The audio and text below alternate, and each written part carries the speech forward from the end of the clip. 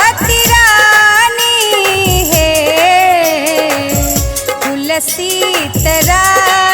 जाहि मन चल की मैना भक्ति रानी है माई है ले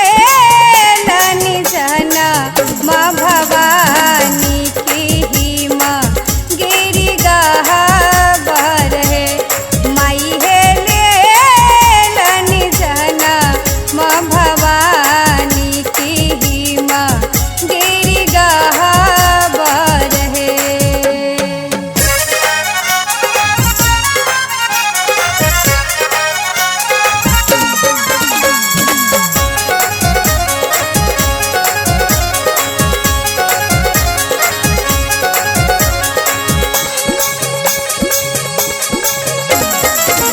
शक्ति स्वरूप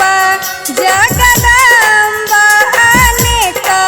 रूप धरलनि है शक्ति स्वरूप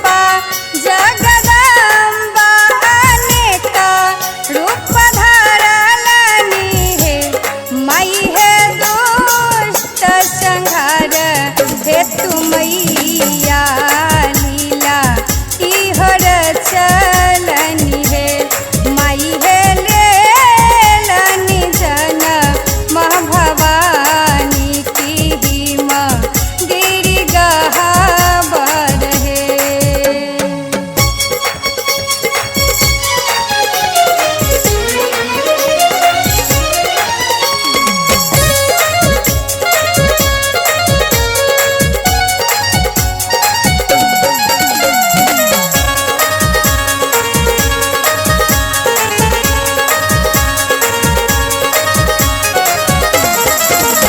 आदि अनादि मोर मैया सकल दुख हरनी है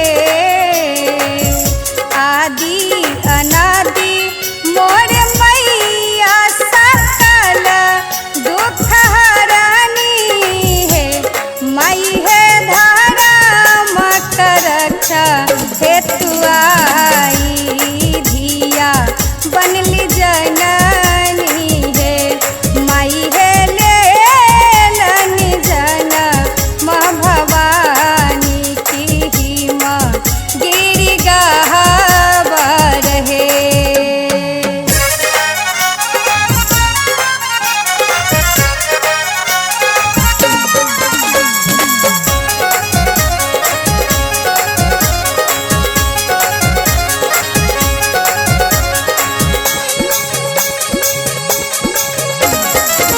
अरखित भेला नर नारी की सुनी देविया वन है हरखित भेला नर नारी की सुनी देविया वन है माई है भागल असुर भयंकर सुनी सिंह गर्जन है माई है ले लनि जना माँ भवानी की ही माँ गिरी गहबर है।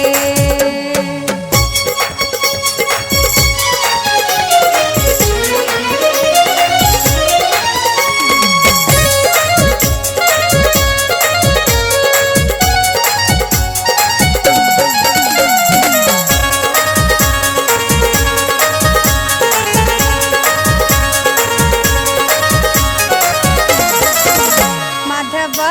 करचा लाई सोहर गाबू सब सखियन है माधव करचा लाई सोहर गाबू सब सखियन है माई है पूजब चरा न तोहार बसहु हिये आंगन है माई है ले लनि जना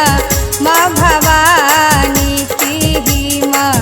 गिरी गहबर है तुलसी